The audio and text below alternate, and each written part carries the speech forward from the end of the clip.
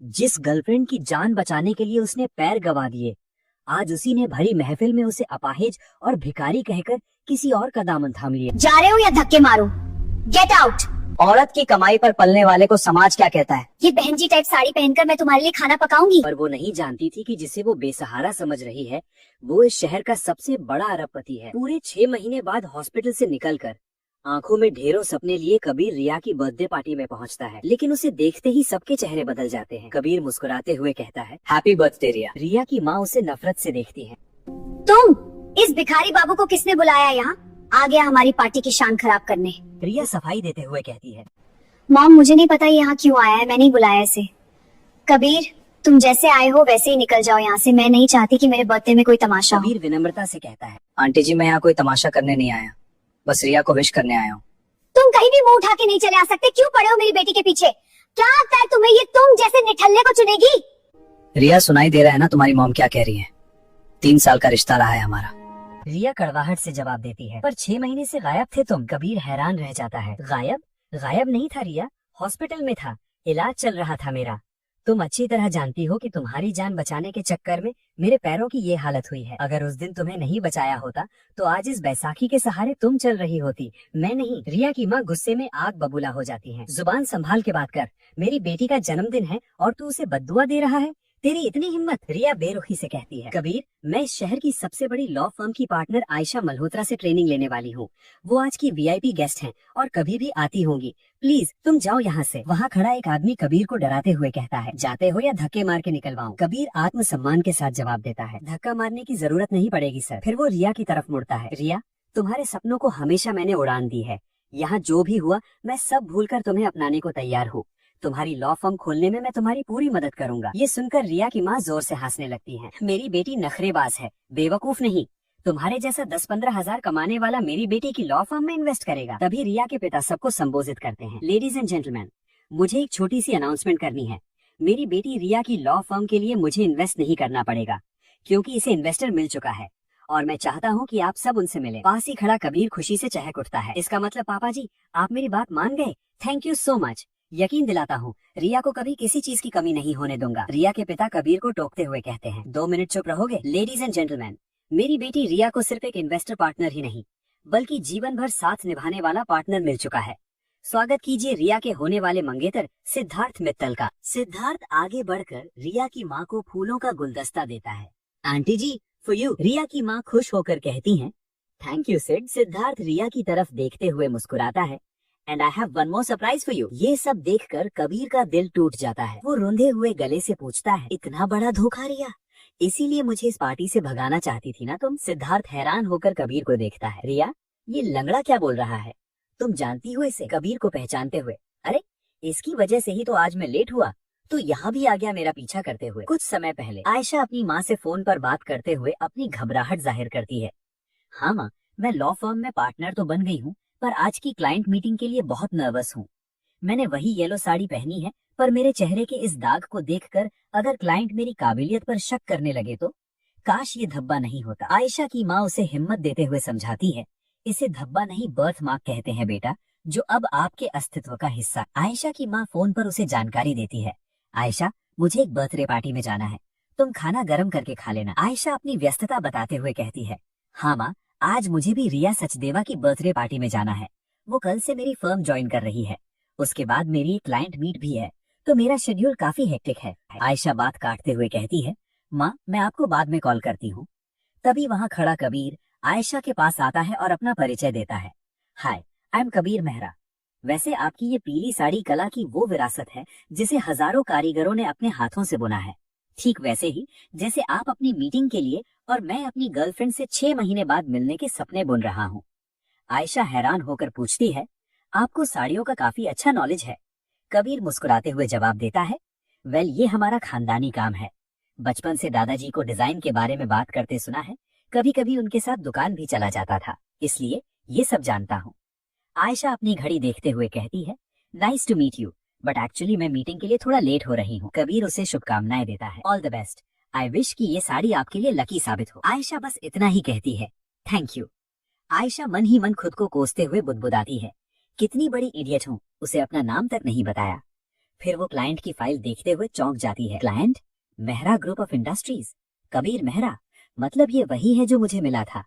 कितना सिंपल और हम्बल इंसान है, इसकी गर्लफ्रेंड बहुत लकी होगी। दूसरी तरफ सड़क पर एक हादसा होता है। कबीर की टक्कर एक रईस और बदतमीज लड़के सिद्धार्थ से हो जाती है।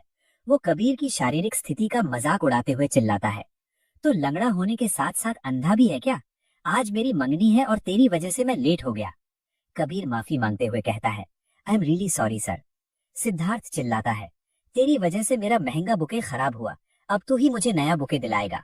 कबीर शांत रहकर जवाब देता है, ओके सर, मैं अभी लाता हूँ। सिद्धार्थ तंज कसता है, ऐसे कछुए की तरह चलेगा तो मैं और लेट हो जाऊंगा। एक काम कर, पैसे दे दे, मैं खुद ले लूं। कबीर धीरे से पूछता है, जी कितने? सिद्धार्थ हुक्म चलाते हुए कहता है, पूरे 5,000 दे। सिद्धार्थ पैसे लेकर चला जाता है और कबीर सड़क पर गिरे हुए फूलों को उठाते हुए खुद से कहता है, इसे तो मैं आगे जाकर फेंक दूं, वैसे भी बहुत कचरा है यहाँ। पब्लिक प्लेस पर और गंदगी नहीं फैलाना चाहता। पार्टी में, रिया ये लंगड़ा क्या बोल रहा है, तुम जानती हो इसे? अरे इसकी वजह से ही तो आज मैं लेट हुआ, तू यहाँ भी आ गया मेरा पीछा करते हुए। कबीर सिद्धार्थ को नजरअंदाज करते हुए कहता है, मैं यहाँ तुमसे नहीं रिया से मिलने आया हूँ। रिया बेरुखी से कहती है, मिल लिए ना, अब पीछा छोड़ो मेरा, जाओ यहाँ से। रिया की माँ बात संभालते हुए सिद्धार्थ से झूठ बोलती है, अरे सिड बेटा, ये मेरी बेटी की खूबसूरती के पीछे पागल है। रिया ने 2 बातें क्या कर ली, इसने तो दामाद बनने के सपने देख लिए। सिद्धार्थ गुस्से में रिया की तरफ देखता है तो रिया तुरंत झूठ बोल देती है, हाँ सिड, ये कॉलेज में मेरे पीछे पड़ा रहता था, मुझे नहीं पता था कि ये पीछा करते करते घर तक आ जाएगा। आई स्वेर, मेरा इससे कोई लेना देना नहीं है। कबीर आहत होकर चिल्लाता है, आखिर ये है कौन रिया, जिसकी वजह से तुम मुझे झूठा बना रही हो? सिद्धार्थ सीना तान कर खड़ा हो जाता है, देख नहीं रहा, मंगेतर हूँ इसका, पर झूठी ये नहीं, झूठा तू है। कबीर नफरत के साथ रिया की आंखों में देखता है, आज असलियत जान गया हूँ तुम्हारी। रिया, अपने मंगेतर को ये भी बताओ कि हम 3 साल से क्या थे, अपने कॉलेज के दिनों की सच्चाई बताओ इसे। सिद्धार्थ चिढ़कर कहता है, ये क्या बकवास किया जा रहा है? रिया की माँ बीच में कूद पड़ती है, सिड बेटा, तुम किसकी बातों में आ रहे हो?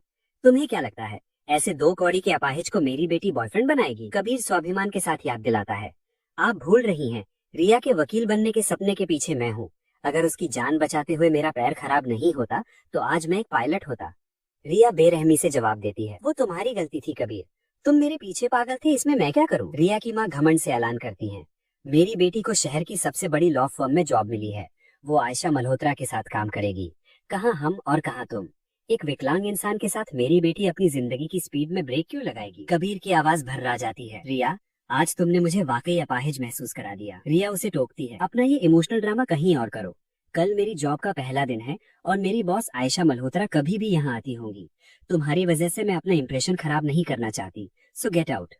कबीर सिर झुकाकर अपना गिफ्ट आगे बढ़ाता है, ठीक है रिया, जाता हूँ, पर ये गिफ्ट तुम्हारे लिए लाया था। रिया की माँ डिब्बा खोलते ही ताना मारती है, ये साड़ी तो मेरी ही फैक्ट्री की है, मेरी ही फैक्ट्री की साड़ी मेरी बेटी को दे रहे हो? रिया नाक सिकोड़ते हुए कहती है, क्या लगता है ये बहन जी टाइप साड़ी पहनकर मैं तुम्हारे लिए खाना पकाऊंगी? तुम जैसे गांव के लड़के कहीं भी पढ़ लें, मेंटालिटी वही रहती है। रिया की माँ हंसकर कहती है, अरे ये तो तुम्हारी कमाई पर पलने का प्लान बना रहा था, और औरत की कमाई पर पलने वाले को समाज क्या कहता है पता है ना? सिद्धार्थ अट्टहास करते हुए बोलता है, नामर्द। रिया जलील करते हुए कहती है, जा रहे हो या धक्के मारूं? कबीर अपनी बैसाखी संभालता है, अब उसकी जरूरत नहीं पड़ेगी रिया, तुमने मुझे अपनी लाइफ से तो निकाल ही दिया है। तभी भीड़ को चीरते हुए आयशा अंदर आती है। Excuse me. रिया की माँ आयशा को नहीं पहचानती और उसके चेहरे का दाग देखकर चिल्लाती है, तुम कौन हो? छी, तुम्हारे चेहरे पे ये दाग, मेरे गेस्ट तुम्हें देखकर डर जाएंगे, जाओ यहाँ से। कबीर हैरान और गुस्से में बीच में पड़ता है, ये क्या बदतमीजी है? रिया की माँ कबीर पर झपटते हुए, ये मेरा घर है, मेरी पार्टी है, मैं यहाँ जिसे बुलाना चाहूँ उसे बुलाऊंगी, पर बदतमीजी तुम कर रहे हो, मैं नहीं, और धीरे धीरे अपने पूरे खानदान को यहाँ ले आएगा फ्री में खाना खिलाने के लिए। आयशा गंभीर और शांत लहजे में जवाब देती है, आप बहुत ज्यादा बोल रही हैं, मिस्टर कबीर मेहरा मेरे क्लाइंट हैं। रिया तंज कसती है, क्लाइंट? तुम्हारे चेहरे का दाग देखकर ही पता चल रहा है कि तुम कैसी सर्विस देती होगी। कबीर चेतावनी देता है, रिया अब अपनी हद पार मत करो वरना। रिया अकड़ कर कहती है, वरना क्या? अपने क्लाइंट को लेकर यहाँ से दफा हो जाओ। आयशा दृढ़ता से कहती है, mister Kabir Mehra Mehra group of textiles के इकलौते वारिस हैं। सिद्धार्थ हंसकर मजाक उड़ाता है, वारिस? कपड़ों से तो कंगाल लग रहा है। रिया, इसने तुम्हें सस्ती साड़ी देकर झूठ बोला होगा कि ये कोई रईस है। रिया के पिता ठहाका मारते हैं, वारिस नहीं, ये तो लावारिस है, जो खुद ठीक से चल नहीं सकता, वो इतनी बड़ी कंपनी क्या चलाएगा? रिया सिद्धार्थ की बाहों में हाथ डालते हुए जहर उगलती है, सही कह रहे हो डैड, ऐसे आदमियों को औरतों को अपने इशारों पर नचाना आता है, ब्लडी गोल्ड डिगर्स। कबीर गुस्से में कांपते हुए चेतावनी देता है। रिया, तुम अपनी हद पार कर रही हो अब। रिया चिल्लाते हुए आयशा की तरफ मुड़ती है। ये मेरा घर है और मैं यहाँ कुछ भी कर सकती हूँ, तुम मुझे लेक्चर मत दो। जल रही हो मेरी खूबसूरती से।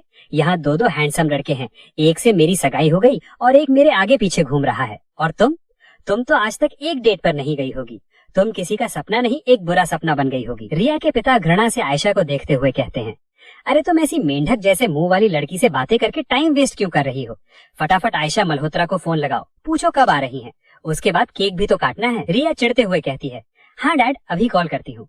पर मैं उन्हें पहचानूंगी कैसे? मैं उनसे कभी मिली नहीं और वो सोशल मीडिया पर भी नहीं है। तभी आयशा का फोन बजता है। रिया झुंझला कर कहती है, देख नहीं रहा इंपॉर्टेंट कॉल कर रही हूँ, बाहर जाके फोन उठाओ, गेट आउट। वो फोन लगाकर मीठी आवाज में कहती है, हेलो मैम, आप आ रही हैं ना? हम आपका इंतजार कर रहे हैं, आपके आने के बाद ही केक कट करेंगे। आयशा अपने बैग से फोन निकालती है और मुस्कुराते हुए जवाब देती है, केक खाने के लिए तो मैं कहीं भी पहुंच सकती हूँ। पूरी महफिल में सन्नाटा छा जाता है। रिया के हाथ से फोन गिरते गिरते बजता है। उसे एहसास होता है कि जिसे उसने मेंढक कहा वही उसकी आदर्श आयशा मल्होत्रा है। आयशा तंज कसते हुए कहती है, तो तुम मतलब आप हो मेहरा ग्रुप ऑफ टेक्सटाइल्स की लॉयर? मैं तुम्हारा ज्वाइनिंग लेटर लाई थी पर अब उसकी जरूरत नहीं है ना रिया? रिया की माँ गिड़गिड़ाते हुए बीच में आती है, मैम रिया नादान है, आपकी ट्रेनिंग के बगैर इसकी लॉ फर्म को बहुत नुकसान होगा, प्लीज इसे माफ कर दीजिए। आयशा मुस्कुराते हुए कहती है, नहीं आंटी जी, दिन भर मेरी शक्ल देखेगी तो इसे रात को डरावने सपने आएंगे, मैं इसके साथ ऐसा नहीं कर सकती। रिया कांपती आवाज में कहती है, कबीर प्लीज अपने दोस्त से बोलो ना कि मुझे एक चांस दे दें प्लीज। कबीर शांत भाव से कहता है, इतना हड़बड़ा क्यों रही हो रिया? ऐसे बात करोगी तो वकालत कैसे कर पाओगी? इस बार मैं तुम्हारी मदद नहीं कर पाऊंगा। रिया हार मानते हुए कहती है, please ma'am, one last chance, कल मेरे संगीत का फंक्शन है, आप प्लीज अपनी फैमिली के साथ आइए। आयशा सिद्धार्थ की ओर देखते हुए कहती है, हमें इनवाइट करने के लिए थैंक यू, मैं और कबीर जरूर आएंगे। तभी आयशा की माँ की एंट्री होती है। आयशा हैरान होकर पूछती है, माँ आप यहाँ? आयशा की माँ कहती है, बर्थडे पार्टी में आना था, बताया तो था तुम्हें। रिया की माँ तुरंत आयशा की माँ के हाथ पकड़ लेती हैं। मतलब आप आयशा की माँ हैं? प्लीज आप मैम को समझाइए ना, रिया सिर्फ इनके अंडर काम करना चाहती है। आयशा की माँ सच्चाई से अनजान होकर कहती हैं, सिखाएगी ना काम, जरूर सिखाएगी, डोंट वरी। आयशा दुखी होकर कहती है, माँ अगर आप यहाँ होती और देखती कि इन लोगों ने मेरी कितनी इंसल्ट की है तो आप ऐसा कभी नहीं बोलती।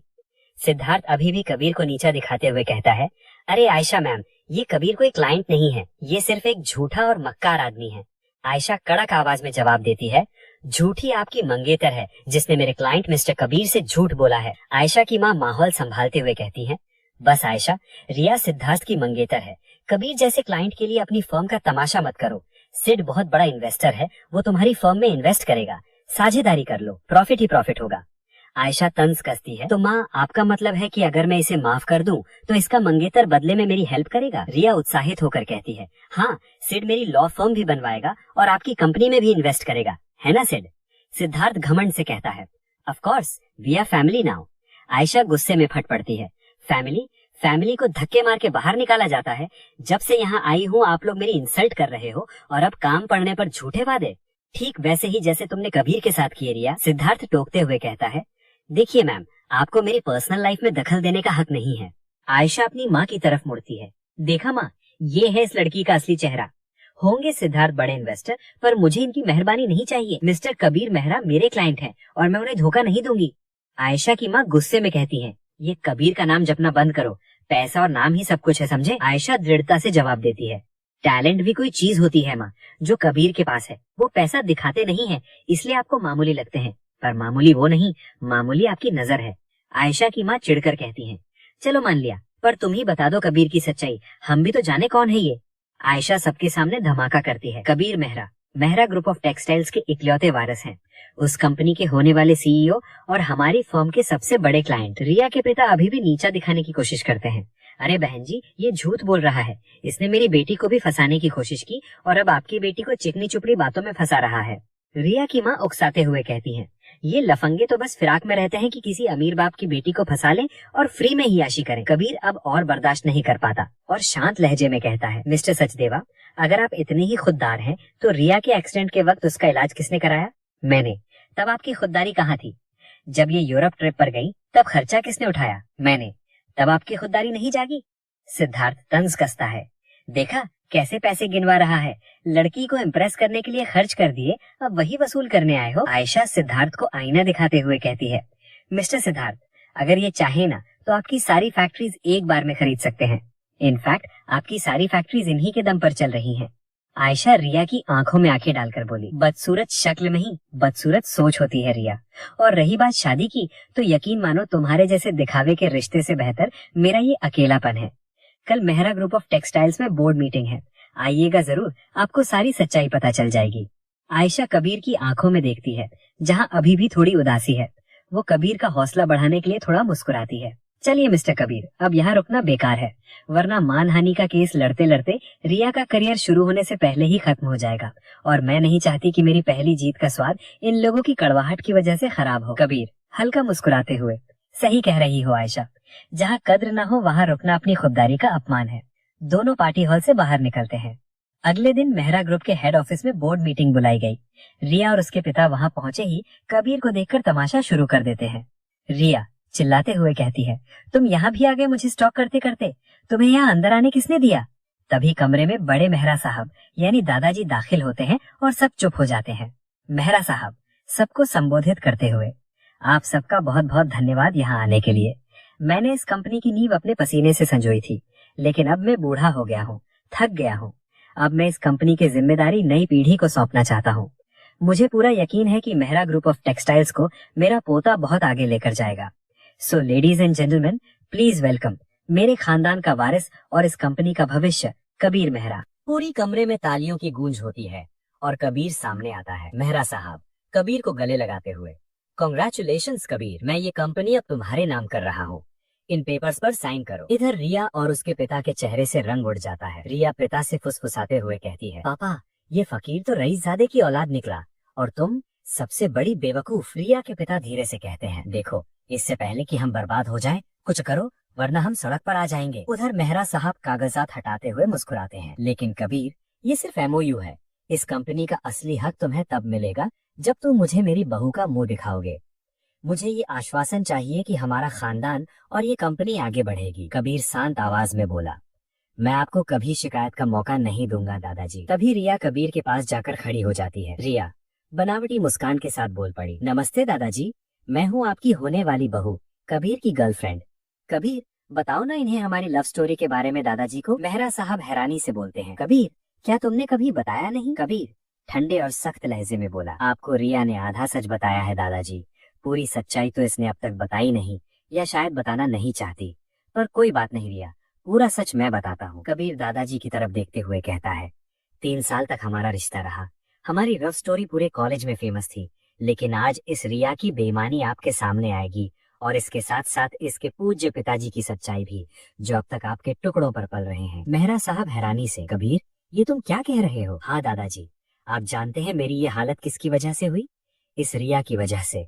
इसे बचाते हुए मैंने अपनी एक टांग खो दी। आपको बीपी की प्रॉब्लम है, इसलिए मुझे लगा सच जानकर आपकी तबीयत न बिगड़ जाए, इसलिए मैंने कुछ नहीं बताया। लेकिन जब मैं 6 महीने के इलाज के बाद वापस आया तो देखा कि रिया ने किसी और के साथ सगाई कर ली है। मेहरा साहब दुख और गुस्से में, कबीर इतना सब कुछ हो गया और तुमने मुझे अब बताया? रिया गिड़गिड़ाते हुए बोली, नहीं नहीं कबीर, ऐसी बात नहीं है, मैं तुमसे आज भी बहुत प्यार करती हूँ, मुझसे बहुत बड़ी गलती हो गई, प्लीज मुझे माफ कर दो प्लीज। कबीर नफरत से रिया को देखा, प्यार माय फुट, वो तो तुम्हारे अंदर है ही नहीं रिया, तुम्हारी वजह से मेरा पैर गया और तुमने मुझे कचरा समझकर बाहर फेंक दिया। सुरक्षा कर्मियों की तरफ इशारा करते हुए, निकालो इन बाप बेटी को यहाँ से, मैं इनकी शक्ल नहीं देखना चाहता। तभी आयशा बोल पड़ी, 1 मिनट रुकिए सर। आयशा बोर्ड मेंबर्स की ओर इशारा करते हुए, इनकी शक्ल जरा ध्यान से देखिए, ये वो लोग हैं जो घटिया क्वालिटी की साड़ियां बनाकर मेहरा ग्रुप के नाम पर बेच रहे थे, और इनका कॉन्फिडेंस देखिए, झूठ पकड़े जाने के बाद भी इन्हें यकीन है कि इनका कोई कुछ नहीं बिगाड़ पाएगा। रिया के पिता मेहरा साहब के पैरों में गिर जाते हैं, उनकी आंखों में अब हार का डर है। नहीं नहीं मेहरा साहब, मुझे माफ कर दीजिए, बहुत बड़ी भूल हो गई है, अगर आपने ऑर्डर देना बंद कर दिया तो मेरी सारी फैक्ट्रियां बंद हो जाएंगी, करोड़ों का नुकसान होगा, हम लुट जाएंगे, वैसे भी मेरा घर गिरवी पड़ा है, सारे पैसे सट्टे में लुट गए। रिया हैरानी से, क्या? रिया के पिता लगभग रोते हुए, रिया की शादी के लिए पैसे भी तो जोड़ने हैं।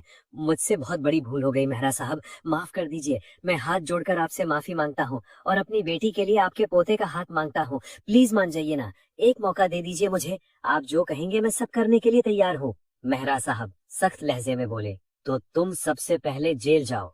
तुमने हमारी कंपनी का पैसों से ज्यादा नाम का नुकसान किया है। पैसों की हेरा फेरी में एक बार बर्दाश्त कर सकता हूँ, लेकिन मेरी इज्जत और ईमान के साथ कोई खिलवाड़ करे तो मैं उसे नहीं छोड़ता, सबक सिखाकर ही रहता हूँ। रिया रोने का नाटक करते हुए बोली, नहीं कबीर, प्लीज कुछ करो, बहुत बड़ी गलती हो गई मुझसे। दादाजी को बोलो ना डैड को माफ कर दें। आयशा बीच में बोलती है, गलती करना और फितरत का गलत होना दोनों अलग बातें हैं रिया।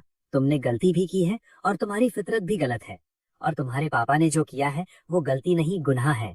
It's a bloody crime. Riya अचानक पासा पलटते हुए, कबीर ये सब डैड की गलती है। उन्होंने ही मुझे सिद्धार्थ से शादी करने के लिए मजबूर किया था। उनको लगा था तुम वापस नहीं आओगे, मैं मजबूर थी इसलिए हाँ बोल दी। कबीर तंज कसता है, वाह रिया, मतलब महान तो बहुत हो तुम।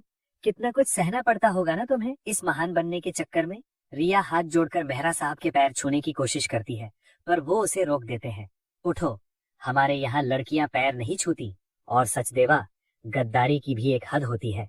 जैसा बाप वैसी बेटी। तुम्हारी वजह से मेरे पुराने ग्राहकों का भरोसा मुझ पर से उठ गया। थोड़े से पैसों के लालच में तुमने ऐसा किया। रिया के पिता, नहीं नहीं, माफ कर दीजिए। कबीर राहुल की ओर देखते हुए, राहुल सिक्योरिटी और पुलिस को बुलाओ, इन दोनों बाप बेटी को मेरी नजरों से दूर करो। सिक्योरिटी रिया और उसके पिता को घसीटते हुए बाहर ले जाती है। पूरी कमरे में सन्नाटा छा जाता है। कबीर गहरी सांस लेता है और आयशा की ओर देखता है। कबीर, दादाजी मुझे आपको किसी से मिलाना था। आयशा इधर आओ। मेहरा साहब मुस्कुराते हुए, मैं जानता हूँ कि ये हमारी कंपनी की काबिल लॉयर है, इसी ने तो इस फ्रॉड केस में हमारी मदद की है। आयशा की तरफ देखकर, थैंक यू आयशा, मेरे इस गधे पोते को अपनाने के लिए। कबीर हैरान होकर, ये बात आपको कैसे पता दादाजी? राहुल तुमने बताया? मेहरा साहब हंसते हुए, अरे मैं दादा हूँ तेरा, तेरे बाप का बाप, मैं नजरों से पहचान लेता हूँ। बेटा इधर आओ, पास आओ। आयशा संकोच के साथ पास आती है। मेहरा साहब उसके सिर पर हाथ रखते हैं। मेहरा साहब, आज मैं बहुत खुश हूँ, मुझे मेरी बहू मिल गई है। कबीर आयशा का हाथ थामते हुए, फाइनली दादाजी, हमारे रास्ते के सब कांटे निकल चुके हैं। आयशा गंभीरता से, पर कांटे वापस लौटकर भी आते हैं कबीर, चोट पहुंचाने के लिए। हमें अब और भी सावधान रहना होगा। कबीर को आयशा का सच्चा प्यार मिल गया, लेकिन रिया और सिद्धार्थ की नफरत की आग अभी बुझी नहीं थी।